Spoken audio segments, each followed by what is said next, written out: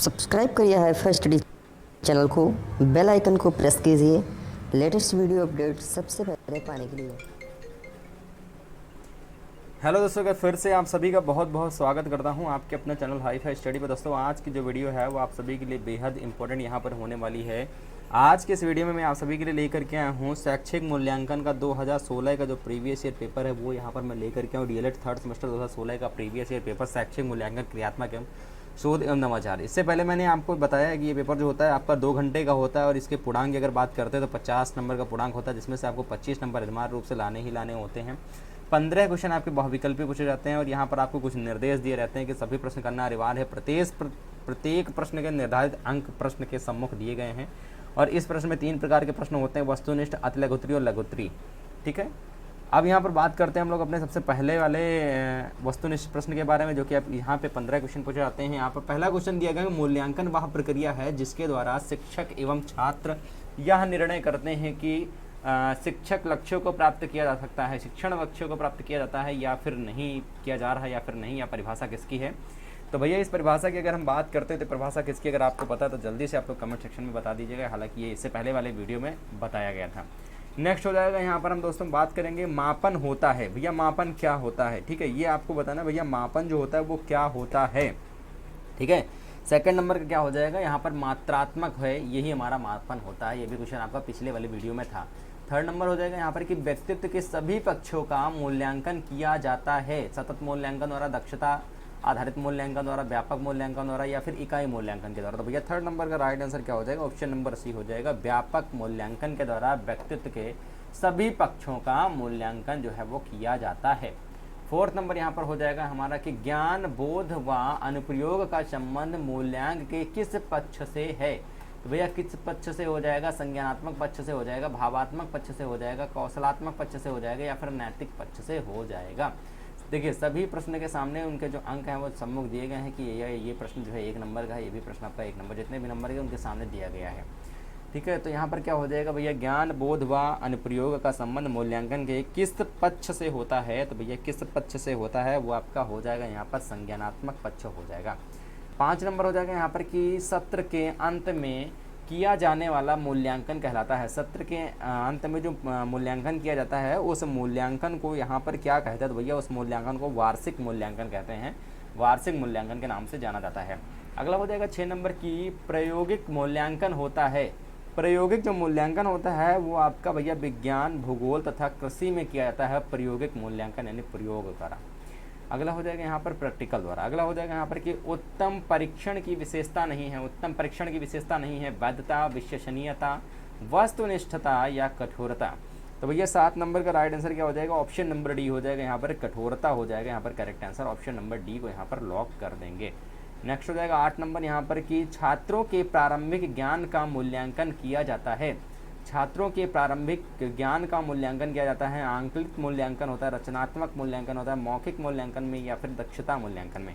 तो भैया 8 नंबर का राइट आंसर हो जाएगा हमारा ऑप्शन नंबर बी, रचनात्मक मूल्यांकन। ये इससे पहले भी आपको बताया जा चुका, सारे क्वेश्चन लगभग आपको बताए जा चुके हैं इससे पहले वाले वीडियो में। 9 नंबर क्वेश्चन यहाँ पर कहता है कि छात्रों की रुचियों, संवेगों एवं मनोवृत्तियों से संबंधित मूल्यांकन का जो पक्ष होता है वह कहलाता है, वो क्या कहलाता है, तो वो कहलाता है यहाँ पर भावात्मक पक्ष कहलाता है। क्या कहलाता है सर, भावात्मक पक्ष के नाम से आते हैं, भावात्मक पक्ष कहलाता है। 10 नंबर हो जाएगा यहाँ पर कि ब्लूप्रिंट का संबंध होता है। तो ब्लूप्रिंट का जो संबंध होता है वो प्रश्न पत्र के निर्माण से होता है, ब्लूप्रिंट के आधारित यहाँ पर संबंध ये इससे होता है प्रश्न पत्र के निर्माण से। ठीक है, या समझ लीजिए कोड ही समझ लीजिए इसको। अगला हो जाएगा यहाँ पर 11 नंबर क्वेश्चन की छात्रों की त्रुटियों, जो छात्रों की जो त्रुटियाँ होती हैं उनको ज्ञान होने पर उन्हें दूर करने के लिए किया जाने वाला जो शिक्षण होता है वो क्या होता है। किया जाने वाला शिक्षण जो होता है हमारा ये उपचारात्मक शिक्षण के अंतर्गत आता है। किसके अंतर्गत, उपचारात्मक शिक्षण के अंतर्गत ये आता है। अगला हो जाएगा 12 नंबर यहाँ पर कि बचाव निदान का उच्चतम स्तर है, या कथन किसका हो जाएगा, टीपिनन का, क्रॉनबैक का, या मरे का, या फिर रॉस का। तो भैया 12 नंबर का राइट आंसर क्या हो जाएगा, 12 नंबर का राइट आंसर हमारा ऑप्शन नंबर डी हो जाएगा। क्या हो जाएगा सर, रॉस हो जाएगा हमारा correct answer, option number D के साथ चला जाएगा। अगला हो जाएगा 13 नंबर क्वेश्चन यहाँ पर हो जाएगा कि शैक्षिक क्षेत्र में क्रियात्मक अनुसंधान का प्रयोग किया था। शैक्षिक क्षेत्र में क्रियात्मक अनुसंधान का प्रयोग किया था स्टीफन एम कोरे ने, रायबर ने, स्किनर ने, वुड्रो ने या फिर आपका यहाँ पर राइट आंसर क्या हो जाएगा, 13 नंबर का राइट आंसर आपका हो जाएगा स्टीफन एवं कोरेने, हमारा करेक्ट आंसर हो जाएगा स्टीफन एवं कोरेने। नेक्स्ट हो जाएगा हमारा 14 नंबर यहाँ पर कि कार्य क्षेत्र से संबंधित समस्या के कारणों को जानने व समाधान हेतु किया जाने वाला शोध जो है वो कहलाता है मौलिक शोध, ऐतिहासिक शोध, क्रियात्मक शोध या फिर वैज्ञानिक शोध। तो भैया 14 नंबर का राइट आंसर हमारा हो जाएगा ऑप्शन नंबर बी हो जाएगा। ठीक है सर, ऑप्शन नंबर बी हो जाएगा। यहाँ पर क्या हो जाएगा, क्रियात्मक शोध हो जाएगा। ठीक है, क्रियात्मक शोध हमारा हो जाएगा करेक्ट आंसर। 15 नंबर क्वेश्चन बनता है यहाँ पर कि शैक्षिक उद्देश्यों के अनुसार प्रश्नों के पक्ष होते हैं। शैक्षिक उद्देश्यों के अनुसार प्रश्नों के जो पक्ष होते हैं वो कितने पक्ष होते हैं, तो भैया वहाँ पर अगर हम पक्षों की बात करते हैं तो यहाँ पर 4 पक्ष माने जाते हैं। 4 पक्ष कौन कौन से, जरूर जरूर बताइएगा। यहाँ से हमारा शुरुआत होती है अति लघुत्तरी वाले पोर्शन की। अति लघुत्तरी वाले पोर्शन यहाँ पर हमारे 16 नंबर से लेकर के और जो हमारे 30 नंबर तक पूछे जाते हैं, यानी 15 क्वेश्चन बहुविकल्पीय, 15 क्वेश्चन आपके अति लघुत्तरी जो है वो पूछे जाते हैं। ठीक है, बाकी के जो 10 क्वेश्चन बनते हैं वो आपके लघुत्तरी होते हैं। वो क्वेश्चन आपके 2-2 नंबर के, एक क्वेश्चन 2 नंबर का होता है। पहले बात करते हैं यहाँ पर कि मूल्यांकन को परिभाषित कीजिए। तो मूल्यांकन को परिभाषित करने के लिए सबसे पहले हम लोग राष्ट्रीय शैक्षिक अनुसंधान एवं प्रशिक्षण परिषद, जिसे हम NCERT कहते हैं, NCERT के अनुसार बताइए गया कि मूल्यांकन एक प्रक्रिया है जिसके द्वारा यह ज्ञात किया जाता है कि उद्देश्य किस सीमा तक प्राप्त किए गए हैं, कक्षा में दिए गए अधिगम अनुभव कहाँ तक प्रभावशाली सिद्ध हुए हैं और कहाँ तक शिक्षा के उद्देश्य पूर्ण किए गए हैं। ये मूल्यांकन की परिभाषा। मूल्यांकन की परिभाषा आप किसी भी वैज्ञानिक के अनुसार भी लिख सकते हो यहाँ पर। ठीक है, यहाँ पर NCERT के अनुसार भी लिख सकते हो। शैक्षिक मापन का क्या अर्थ होता है, तो शैक्षिक मापन का अर्थ होता है यानी शैक्षिक मापन के अंतर्गत शिक्षा प्रक्रिया से संबंधित व्यक्तियों या वस्तुओं के किसी गुण अथवा विशेषता का वर्णन किया जाता है। कोई भी गुण है या उसकी विशेषता है उसका वर्णन किया जाता है। दूसरे शब्दों में छात्र के अंदर कितनी अहर्ता क्षमताएं हैं, अर्थात छात्र किन किन योग्यताओं और दक्षताओं से युक्त है, इसके परिणाम अथवा अवस्थापन को मापन कहा जाता है। और सभी प्रकार की परीक्षाएं, अभ्यास कार्य आदि शैक्षिक मापन का अंग माने जाते हैं।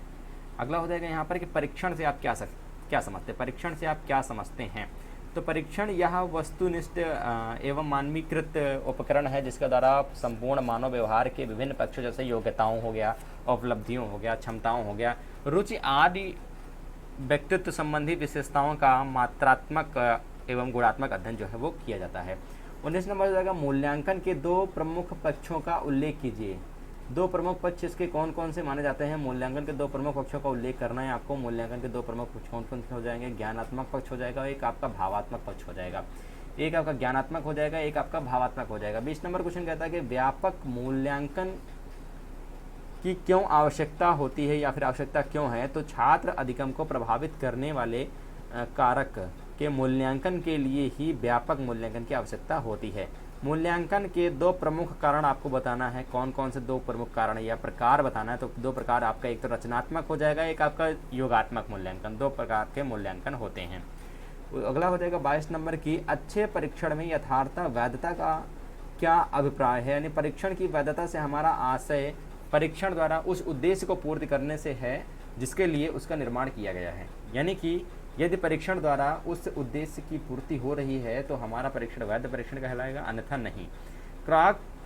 क्रॉनबर्ग के अनुसार बताया गया है कि वैधता वह सीमा है, वैधता यानी यथार्थता जिसे हम कहते हैं, वैधता वह सीमा है जिस सीमा तक परीक्षण वही मापता है जिसके लिए निर्माण किया गया है, जिसके लिए इसका निर्माण किया गया। अगला हो जाएगा यहाँ पर कि प्रश्न करने के प्रमुख उद्देश्य क्या हैं, तो प्रश्न करने के प्रमुख उद्देश्य ये हैं कि छात्रों का सर्वांगीण विकास होता है। सबसे पहली बात, छात्रों से प्रश्न करेंगे तो उसका सर्वांगीण सभी प्रकार का विकास होगा। सर्वांगीण विकास के मुख्य रूप कौन कौन से होते हैं, देखिए उसके ज्ञान में वृद्धि होती, भाव में वृद्धि, क्रिया विचारणीय हैं, यानी इन तीनों पक्षों से समन्वित विकास को ही सर्वांगीण विकास कहते हैं।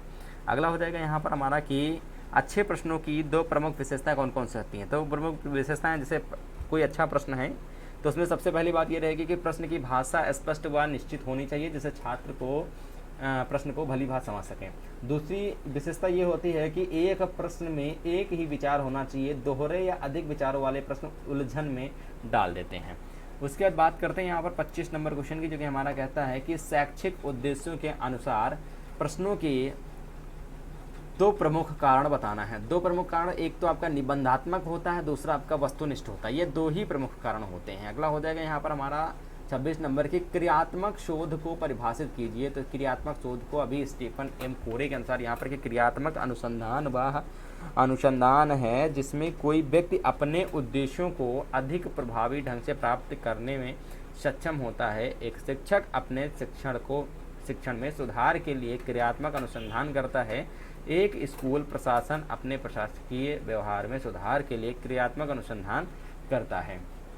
अब अगर हम बात करते हैं यहाँ पर हम लोग 27 नंबर क्वेश्चन की, जो कि हमारा कहता है यहाँ पर कि शिक्षा के क्षेत्र में क्रियात्मक शोध की क्या आवश्यकता होती है। तो भैया शिक्षा के क्षेत्र में कम समय में शिक्षा से संबंधित समस्याओं का समाधान क्रियात्मक शोध से ही किया जाता है। इसलिए शिक्षा के क्षेत्र में क्रियात्मक शोध की आवश्यकता होती है। क्रियात्मक शोध क्या होता है? 28 नंबर क्वेश्चन, क्रियात्मक शोध के 2 प्रमुख उपकरणों के नाम बताना या उपकरणों का उल्लेख करना है। तो साक्षात्कार और अवलोकन, ये 2 प्रमुख उपकरण होते हैं। क्रियात्मक शोध में परिकल्पना का क्या अर्थ होता है? तो क्रियात्मक शोध में परिकल्पना का तात्पर्य होता है कि उन क्रियाओं एवं विधियों से है जिनके द्वारा समस्या को समाप्त करने का प्रयास किया जाता है। 30 नंबर क्वेश्चन आपका अति लघुत्तरी का लास्ट क्वेश्चन यहाँ पर है कि शिक्षा में नवाचार से क्या अभिप्राय है। तो शिक्षा में नवाचार से अभिप्राय स्थापित शिक्षा प्रणाली में नए व्यवहार अर्थात नवीन विधियों एवं रीतियों का समावेश करना होता है। ठीक है, इसके बाद के जो आपके 10 क्वेश्चन और हैं वो आपके लघुत्तरी प्रश्न के अंतर्गत आते हैं। ठीक है, जो कि आप अपने बुक वगैरह से आप आराम से याद कर सकते हो लघुत्तरी प्रश्न। ठीक है, तो यहाँ पर आपके 2016 के पेपर में, आज के आपके पेपर में आपके बहुविकल्पी क्वेश्चन जो 15 थे और आपके 15 आते लघुत्तरी क्वेश्चन, जो ये 2 टाइप के आपके क्वेश्चन कराए गए। ठीक है, और इसके बाद आपका 2016 का होगा, 2017 का पेपर आएगा, 18 का पेपर आएगा, 19 का पेपर आएगा। ठीक है ना, इस वीडियो को ज़्यादा से ज़्यादा अपने दोस्त मित्रों के साथ जरूर शेयर करें। मिलेंगे नेक्स्ट वीडियो के साथ। जय हिंद, वंदे मातरम।